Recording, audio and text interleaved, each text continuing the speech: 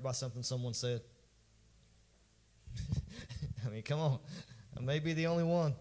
Happens on a weekly basis. Sometimes I live with who we call Honest A. You know, Eric can handle some honesty. You know, the other thing, though, anybody ever feel pulled the wrong direction by what people say? Everybody ever think that there's something trying to pull you this way or that way, and that it's easy to settle? Anybody ever settle for something in your life that you knew really wasn't for you, but you're just going to do it anyway or try it anyway? Because, well, that's what they say I should do. But we've been talking about a playbook for the past few weeks. We've been gathered kind of around a little idea, a little series of talking about how we really live this life as a team. And you know, she hit on it this morning. We're a team, guys. We're family. That's how this works, that we can't make it alone. There's going to be times that you need a friend, that you need people around you, and you need some champions in your life. You ever need a champion in your life? You know, there's sometimes I need people praying for me. There's sometimes that that I want to settle. Anybody ever want to settle? It would be a lot easier to come home every evening and do whatever I wanted instead of live by the schedule I live by right now. I live by the schedule I live by because I don't want to lose. I want to win. I am not a scheduled person. Nothing bugs me more than when my daughter says, "What's next?" I love her to death, but on Saturdays sometimes I don't really want to have to know what's next. But schedules bother me. They bug me. I hate it. But there was something I learned early in life that if I was going to accomplish anything at all during the day at work or during the day at school or during the night, I had to live by a schedule because I don't have that discipline just to do things. So at this hour, I got to do this. At this hour, I have to do this. If I'm not checking it off that list, then I'm not getting there. If we're going to be champions, you know what champions do? They work hard. They work hard. It's what champions do. Hard work beats talent every time if talent don't work, right? Everybody's like they're talented. I can sit through here, and I can look at our young people. I can look at so many people. I can see your talent. I can see what's in you. And I see that sometimes it's easier to settle for less. It's easy to settle for less. It's easy to sit down. But you know what? That's not what we're called to do. Jesus looks at us sometimes. I think he sees more in us than we even see. Because sometimes I've needed people in my ear screaming at me to accomplish the things that they saw I could accomplish. You ever been in a gym with somebody who's a trainer and you're working out with them? I've been in the gym sometimes and I thought, I got 3. And that trainer knew I had 10. And she would not shut up until I did it. Anybody know what toe to bars are? They're a horrible exercise that, I don't know why you'd ever do it, but toe to bars.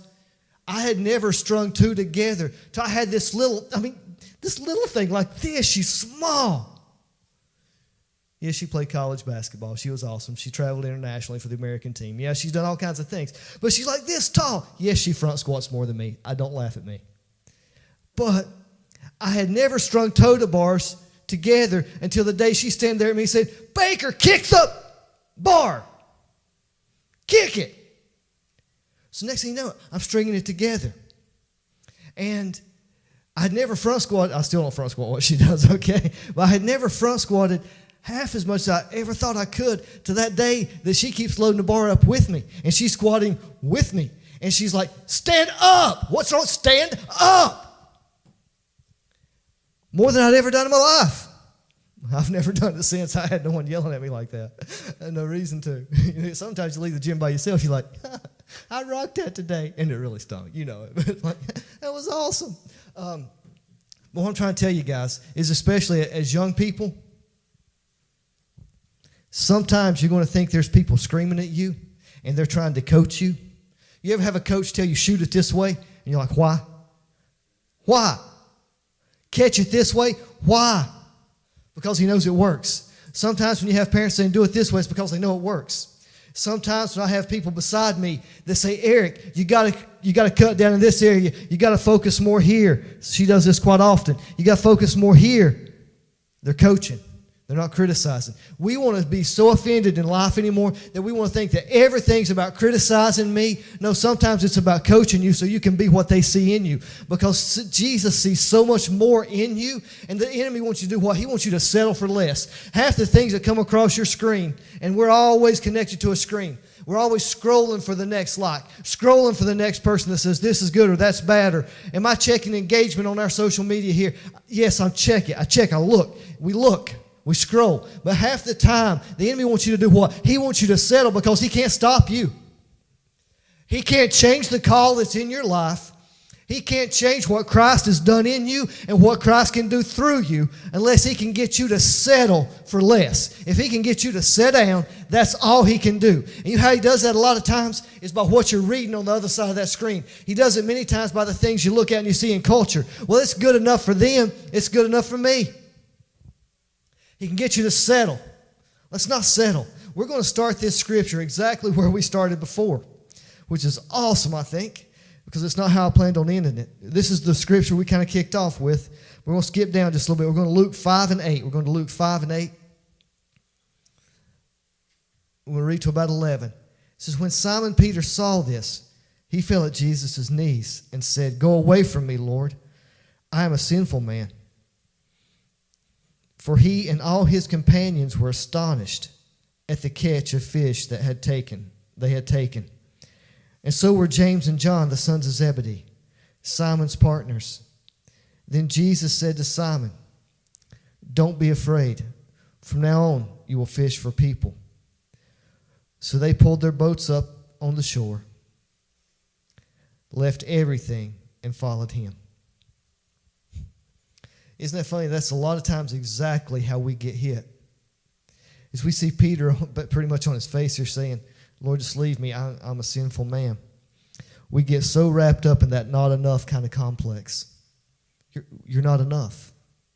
You're not like those guys that are doing what you're called to do. You don't have the history they have. You're not enough.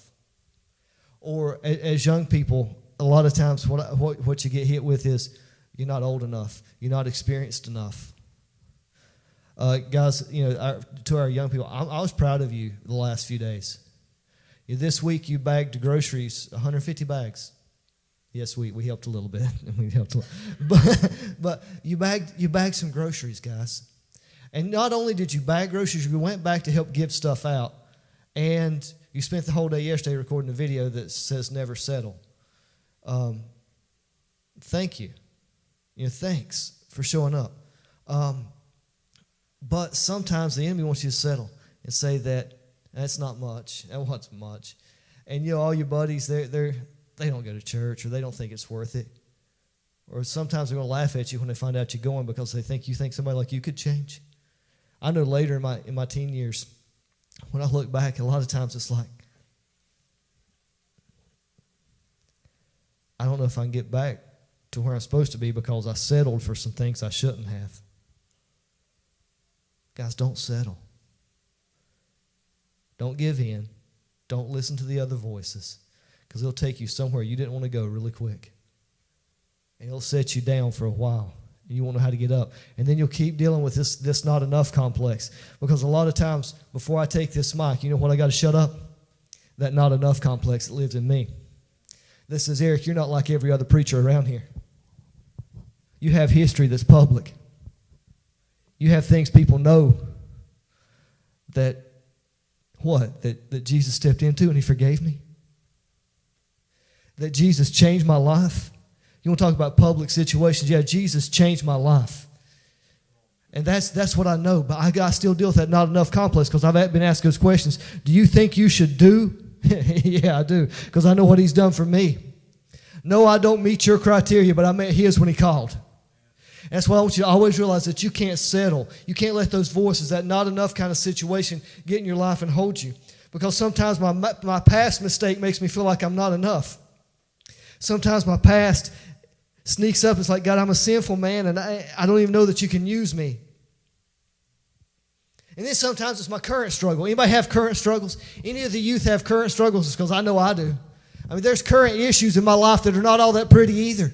We won't talk about past, like, oh, Jesus washed that away, good. But what about today? Am I enough today? Because I got issues. I got things still going on. I know that when I hold this mic, people look at you like, you ain't supposed to have any issues. Well, I know that there might be some preachers around here that have no issues, but I still have issues. I'm still a real human being, and there's some things that, like, I was screaming at my kids on the way to church this morning.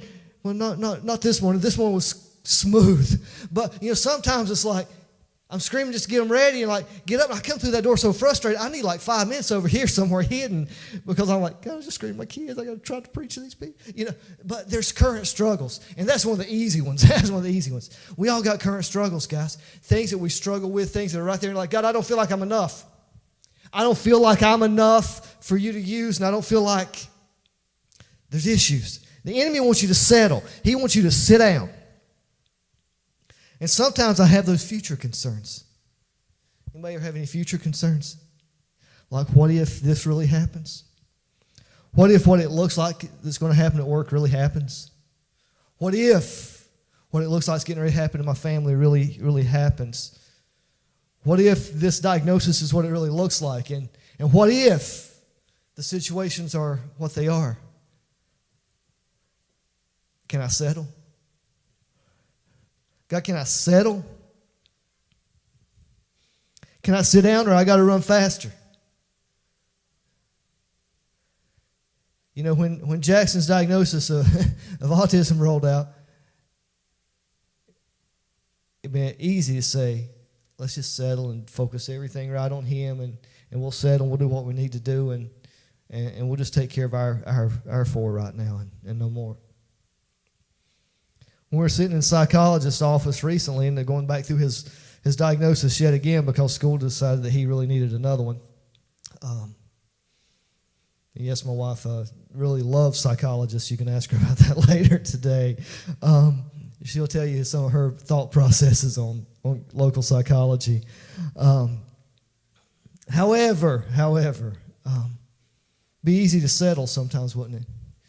Be easy to slow down and think, I can just settle for being dad right now. Sometimes I just want to be dad. Sometimes I just want to pay my bills and not worry about yours here. Okay, sometimes I just want to settle. I just want to settle down and say, God, it's enough. I don't think you can use me anyway. I want to settle. But then I'm reminded of everything that he has done. Like when he showed up in China. Not really China in Disney. And it's the first word my boy ever spoke. A lot of people don't want to go back to Disney because it's so expensive, but it's like, I want to go back one day. I don't even care if I ride anything. I want to go stand in the spot where God gave Jackson his first word. And Jackson's first word was yes. Actually, it's S, but it was yes. And sometimes I just want to go stand in that spot and say, yes, Lord. I'll run. I won't settle. I know you've been faithful to me. And I prayed that prayer when I wasn't the man I should be. And I prayed it faithfully. And I prayed it when I wasn't running for you. And I prayed it when I was trying to settle. But every night I laid down and I'd pray, God, give my boy words. And not just words, powerful words. People say, that sounds rehearsed. It was. I prayed it every night for years. And next thing I know, Jackson's talking. I'm scared to settle, guys. I'm scared to slow down. I'm scared because I know what he's done, how faithful he's been. And I know the change that he's made in my life. And I know that if he can meet me where he's met me, he can meet you anywhere. And the devil wants to tell you that you're not enough, that it's time that you just stop and you settle for less. And you say, this is all I'm ever going to be.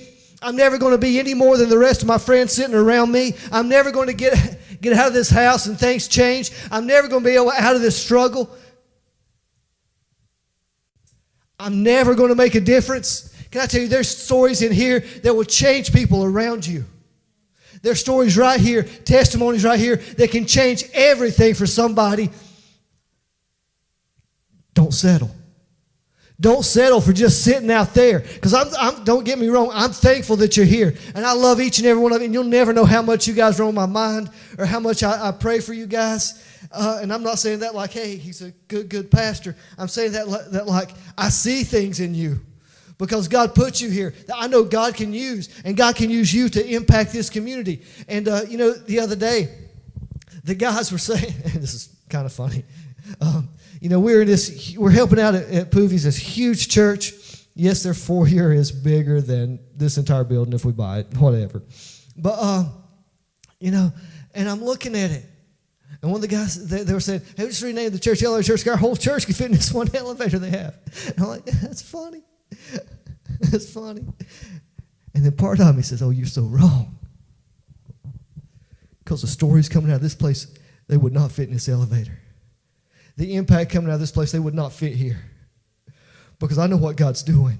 I can begin to see bits and pieces of what God's doing in lives and what he's changing. And I'm like, no, it wouldn't fit here. As a matter of fact, it won't fit here. It's going to overflow this entire place. It really is, because God's doing something. And God wants to do something in your life that will overflow anything that you've ever seen. Just don't settle.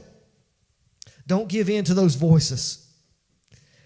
Don't ever try to define yourself outside of how he sees you. He sees so much in each and every one of you. And when I hear bits and pieces of your testimonies, I'm like, God, you're moving. Don't settle. Youth, don't settle for those texts that come across. Don't try to sneak out of the house, especially you, Amber. I got a security system. And I will yank you out that window just like my mama did Chris, and I will wear your butt out. Sorry, that was free. That was free. That is not part of the parenting seminar, I promise. But if we're going to really chase him and we're not going to settle, you know what we got to do? We got to drop the fear. Not that fear, Amber, the other fear. But we got to drop the fear. Because what did he tell Peter? He said, don't be afraid. You know what sometimes I think Peter was afraid of? Is he's sinful, man. And you know what he's heard his whole life? I mean, he's a rough fisherman. Come on, let's be honest. He's out here fishing. He's probably a little rough around the edges. He's making his living in a rough, kind of challenging way. He's a man's man, if you will. But I think he's afraid of judgment. When he said, Lord, lead me, I'm a sinful man. I think sometimes he's scared of judgment. You know why I think so many people in the church aren't doing anything? Is they're scared of judgment. All they've ever heard is judgment. All they've ever heard is you're not good enough. You got to do this, you got to do that. And don't get me wrong, I know there's rules to every game. I know that there's reasons we don't do things. And I know that there's things the Bible says we don't do, and we try our best not to. And when he says you do it like this, we try to do it like that. I also don't ever think that God called you guys back there. I know this cool group. I mean, we have a cool group from back here to here and here. And the rest of us too old to be cool. But anyway, you know, when I start looking at the cool group, that's rocking hair, by the way. I wish I still had hair like that. But I mean, you know, the truth is this, guys. We end up settling and we end up saying, I'm scared of what they say. Am I going to be really different? You know, if I follow these rules Jesus laid out for me. And don't think he laid these rules out like, if you do this, I'm out to get you. Honestly, I think it was Chip Ingram said he's not some great cosmic cop just waiting to drop the baton on you. You know, that's not God. You know why God gives you rules or why God says live life this way?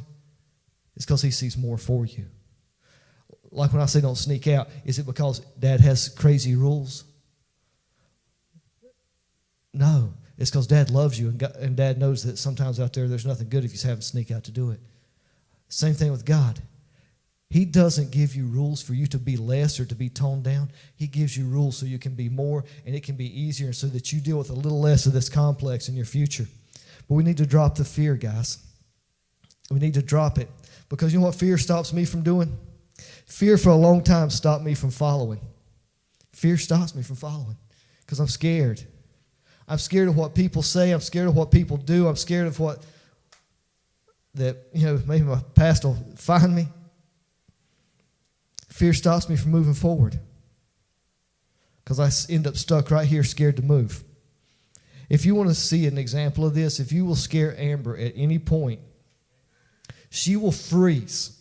She will not move. Actually, she kind of vibrates. It's kind of a weird thing. But she doesn't move, and it's like she vibrates in place and nothing moves. But fear will keep you from moving forward. It really will. You ever been scared to make a move? I never will forget. I was in one or two emergency situations, and it's amazing when you look around the people that freeze, the people that are not moving, the people that are not doing anything because of fear. It takes a lot sometimes to move. Fear stops us from functioning a lot of times. In some of these situations that I have seen, I have been in it, fear stopped any function from about 90% of the populace around us. About 90% of people just shut down. They were no help to themselves nor anyone else. So what I'm trying to say, guys, is if you're going to accomplish anything, the first thing he told Peter was what? Don't be afraid. How many of you are scared sometimes? I mean, I'm scared sometimes. I am. I don't always fit in socially, in case you guys haven't figured that out. A little socially awkward. Up here, it's like, oh, this is my gift. This is awesome. I love to preach. As soon as I take that step, put this mic down, it's like, ooh, now I'm outside my comfort zone. I'm going to talk to people one-on-one. It's me. I'm kind of socially awkward, but I have fears because of that sometimes. If you take Justin, set him out alone by himself in a group of thousands of people, you will see some anxiety. It did not stop him from functioning. He went to the bathroom quite often. Sorry. That was me, actually. But, the truth is this, guys. Fear will stop us. And we got to get past it. He told him what? He said, do not be afraid. So if I'm going to encourage you to do something, it's to drop the fear. I know the first time I preached this, we talked about dropping the nets, but I need you to drop the fear. And you'll look at the scriptures, a lot of times that Jesus said, do not fear. It wasn't because of any other thing than one, it is I'm here. You ever read those scriptures? Don't fear. It's me. Don't fear. I'm with you. And today, if you're going to drop the fear and you're going to let go of the things in your life that are holding you back, and you're not going to be scared of what everybody else has to say, and you're not going to be scared of the situations behind you, you're going to have to do it through Him. You're going to have to realize that He is enough. So when I look back at my past and it doesn't measure up, you mean I can drop the fear of that because He dealt with it? He's got me. He took care of that. When other people want to say certain things about my past, it's okay. I don't even have to listen to that because He's got that. He's with me. He's with me in this place. If He called me here, He's with me here. I don't have to be afraid. I don't have to be scared anymore. He's with me. That's where our confidence comes from, guys. It's not that Eric's 40 and doesn't have any better sense. Eric's 40 plus. He doesn't have any better sense than to not be scared anymore. No, I've walked long enough to tell you that Jesus has never left me. He's never forgot me where I thought I was at by myself. The times I was scared and I thought I was alone, I wasn't. I've had people that definitely were not godly people pointing me back towards Christ because they knew where I was supposed to be when I didn't. It's those kind of things. You ever had people look at you like, you don't belong here? You're like, you're right, you do, but you're right, I don't. Sometimes God's like, I got you. If you're going to drop the fear, you're going to only do it because you have confidence in Him. So today, what are you going to listen to?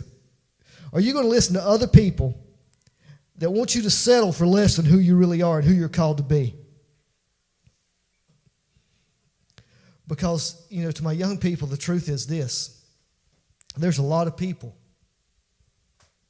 that want you to settle for what they're settling for. They really do. They want you to settle for less. They want you to hang out here. They want you to hang out there because it's what they want to do. You want to know recently, if I've been criticized for what we're doing here, you know why I'm criticized? It's because we're doing stuff that other people don't want to do anymore because we want to reach people. If we're going to reach people that are not being reached, we're going to have to do things that haven't been done. It's just that simple. I will use every weapon you put in my hand to reach people for Jesus Christ. I don't care if it's a light. I don't care if it's a camera. I don't care if it's a mic. You put a weapon in my hand, we're going to use it for Christ. Okay? As long as it carries that title, we're going to use it. Because if I can pierce their heart, if I can just get it there, because 90% of the gospel anymore is a lot of people have heard it, but they need to see it in action. They need to see people being Christians, not people talking about being Christians. They need to see some outreach because you know what real help brings? Real help brings hope. A lot of times you don't have hope unless you've had real help. Because you know what? When I look back in my life, you know where I found the hope? It was where I found the help. It was where somebody didn't just walk by and say, "Hey, I'm praying for you, brother." Best of luck. Man, his life screwed up. That's kind of sometimes how I felt. You show up in church once in a year, and they're like, "Praying for you." Thanks. I don't even quite know what that means anymore. But people that changed my life was like a pastor of Baton Baptist back when I was a kid. When my family didn't have a car. Mom's car had quit. I couldn't even get to school. And the pastor that we actually rented, we rented from him, barely paid the rent, most of the time, barely made it. He gave Mom his old car and went and got him another one. We drove that Oldsmobile forever. That Preacher Barnes, will never know that 90% of why, as a young man, I wanted to preach is because I want to see that kind of impact in people's lives. I want to give that kind of love back. I want to say that, you know what? This is what it's about. It's real help. It's real hope. This Jesus man didn't run when things got ugly. Guys, don't run when it gets ugly because that's when you're about ready to change somebody's life. Don't run when they tell you that you shouldn't be here, that it's not how we do things because it gets really ugly if you do it that way. You know what? We're going to do it that way because I know that's where Jesus shows up. I know he shows up in the ugly. I know he shows up when it's a struggle. I know that he's showing up right there. I know that he's the way, he's the truth, and he's the life. Right? Is that scripture? He's the way, the truth, and the life. You know what? They might want to tell some of our young people that the way is the current drug issue, or whatever the drug is nowadays. I'm so I don't even know what's popular now. I know it's not jingle jangle. I know that's not real. But, I know that, those kind of things are not. But, and I want to tell you that it's not in the party scene that, if you go off to college, it's not in the party scene. Because that party's never just a party, is it? It never is. And I know that it's not, I can tell you for sure that I know it's not in what you're going to drink. I can tell you that it's not in all those things, but I can tell you the life. The life isn't even in what you want to be when you grow up. I'm still trying to figure that out too. It's not in that. The life is in Jesus. Come on, guys. I'm living the American dream, right? I'm a little boy from Sawmills that should have never had anything. They never thought I'd have an education. I'm the first one in my family ever have an education whatsoever. Wasn't supposed to happen that way. I'm a boy from Sawmills. And I've got to preach in other countries. What? Grew up in Spring Lake. Anybody remember Spring Lake? That's where I grew up, man. I met some great people there and some really sketchy people. Some people throw hammers at you down there. I'm just saying.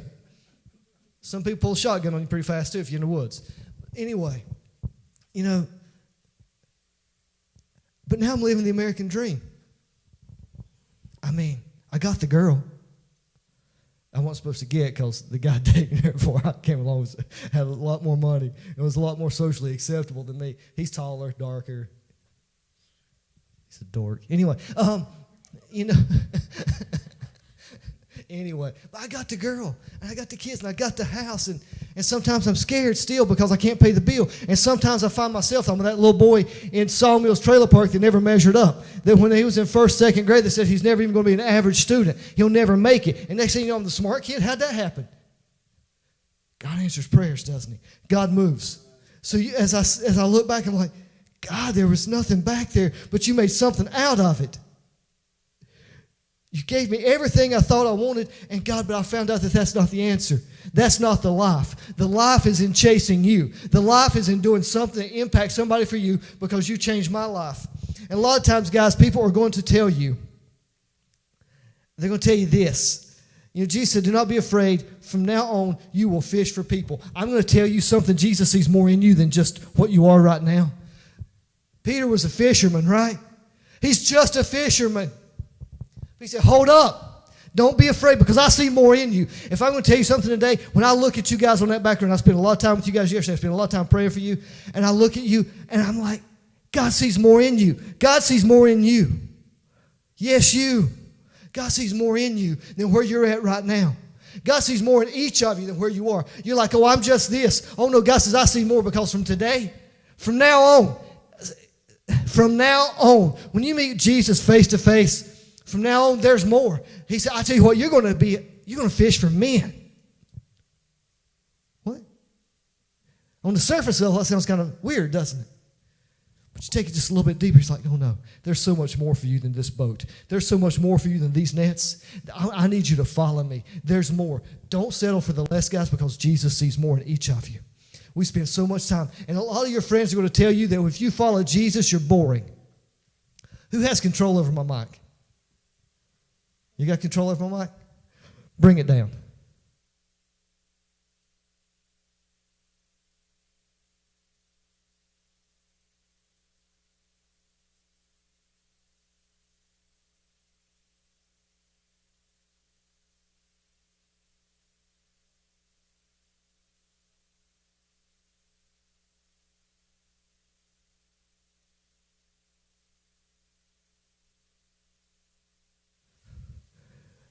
Is that up? Take me up. I mean, on the edge of squealing. Take me up. Oh, there. Up a little more. Keep it up. Keep it up. Because now I got your attention, right? And keep me right here, right before squealing, right there.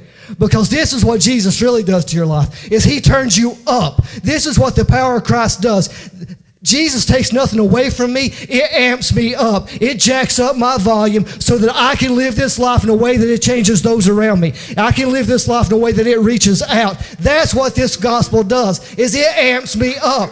Because if you want to see the real Eric isn't that boy in Sawmills that's scared to move. The real Eric isn't the one that getting suspended from high school. That's not the real Eric, right? The real Eric isn't the one making the bad decisions in the bars. That's not the real Eric.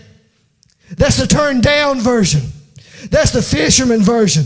That's the version that Jesus said, you know what? I don't even want you to be scared of that because I see so much more in you. I'm going to take you from here and I'm going to actually turn you into something because I see more in you. Don't settle for less. There's more. I want to turn you up. I want to do something in your life that nobody can deny.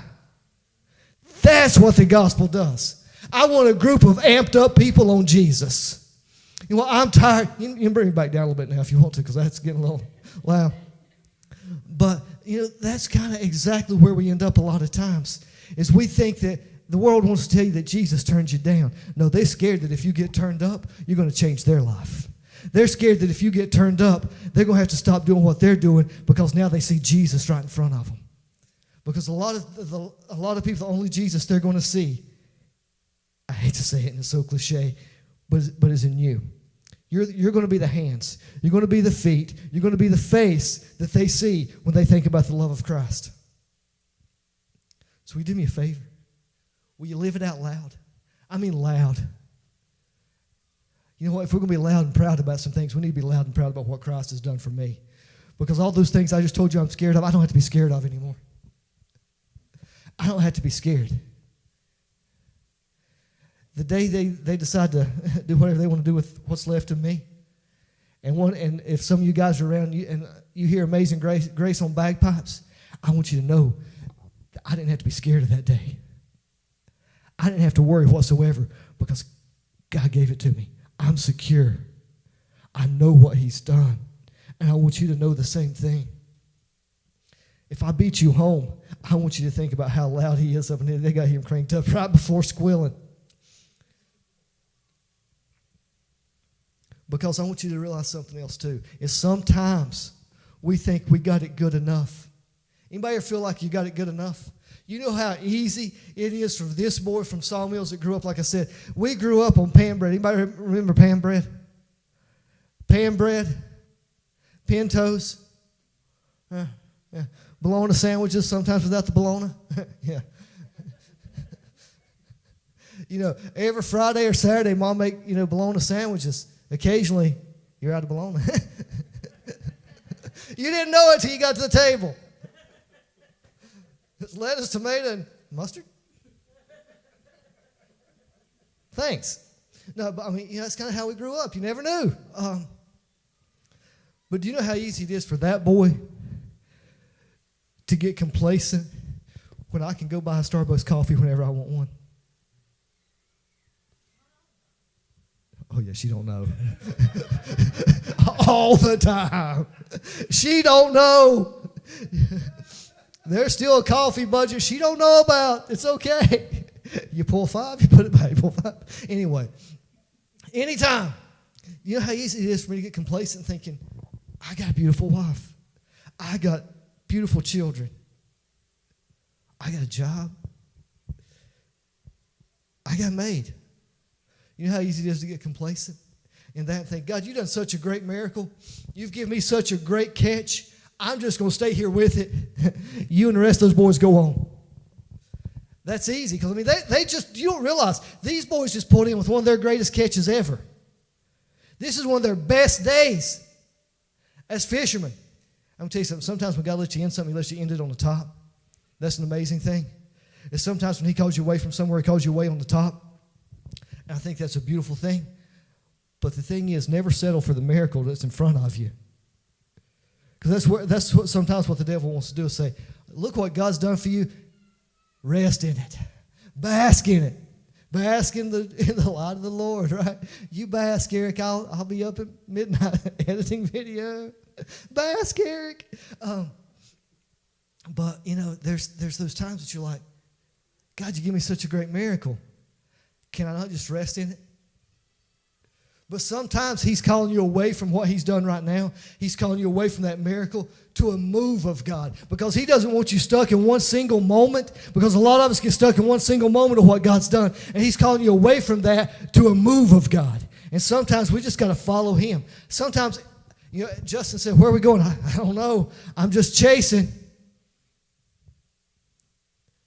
Justin likes plans. I don't blame him. I do too. She likes definite plans. I'm not like talking general. Justin will settle for general. She wants to know definite plans. Like, wait, where's the decimal? Because I don't think that fits. But don't settle, guys. Don't settle for the miracle that's in front of you for the move that He wants to do in your life, because there's even more.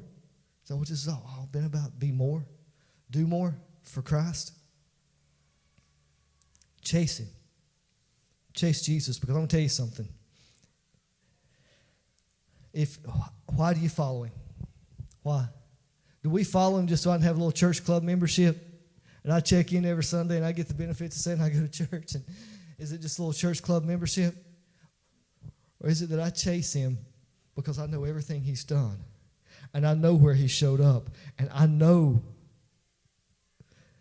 that when I couldn't see Him, He was still there.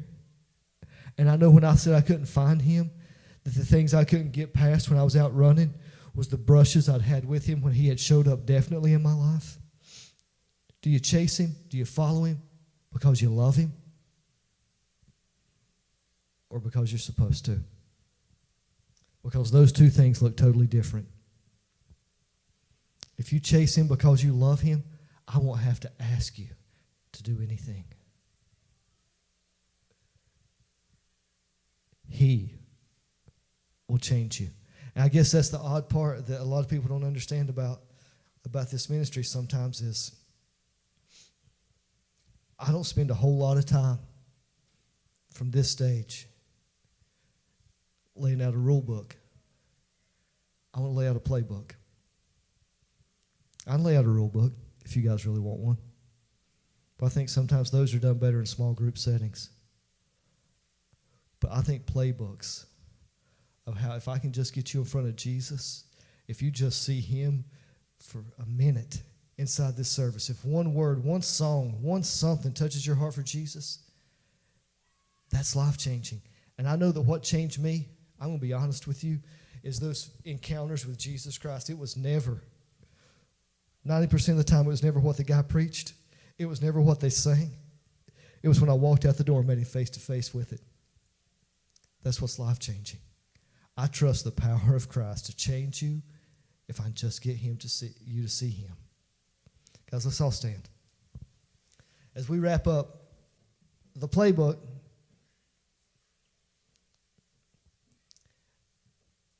I pray that you never settle. I pray for that you don't settle for less than I see in you, and I pray that you definitely don't settle for less than what he sees in you, because he sees so much more. Let's all bow our heads. Let's pray together. Father, as we come before you, God, I thank you that, God, those times that I've been bowed, my shame, my pain, God, that you showed up. And, God, that many times when you've called my name, God, it changes everything. God, I pray for this people today, God, God, I pray that your love will crash down in their lives right where they're at. God, that it'll revive them where they're at today. God, I ask that your hope begin to lift these hearts. God, that it lift them out of the struggles, out of the situations that they're facing. God, that your hope will be there. God, I pray that you overflow this entire place right here with your word, with your grace. God, I pray that you begin to flood our hearts in such a way that it can't help but impact those around us. They can't help but impact this community for you. Because at the end of the day, God, help us never settle for anything less than lifting your name high, anything less than letting people see who you are through us. God, help us be a church of help and hope. Let's keep our heads bowed. Anyone who are listening online or with us today, if you don't quite know this Jesus that we're talking about following, chasing, but you know you felt that tug on your heart that you need to follow this Jesus, that you need to give your life to him, I just ask that you pray this with us. Father, I want to follow you. I want to chase this Jesus. I believe he's your son. I believe he came, was born of a virgin. I believe he died on a cross to pay the price for my shortcomings, my wrongs. God, I accept that gift. I believe that he was raised again to give me new life. Lord, I want that life. I ask that you come in. God, that you save me. And by faith, I accept that. And I pray that you encourage and help me to always chase you and follow you. In Jesus' name, amen. Guys, thank you so much for coming. Know that we love you. Thanks for your video, truly. Guys, this week, don't settle for less than what God sees in you. Announcements, nothing this week? Whoa! Nothing this week? Well, I'll have to change that. I'll reach out. I cannot settle for that. I'm joking, guys. We have a meeting this evening. It's up to me. Meeting this evening for staff. Anyway, guys, I don't know what to say. I'm not used to not having anything this evening. Anyway, see you next week, 10:30. Thanks, guys. Love you. pressure.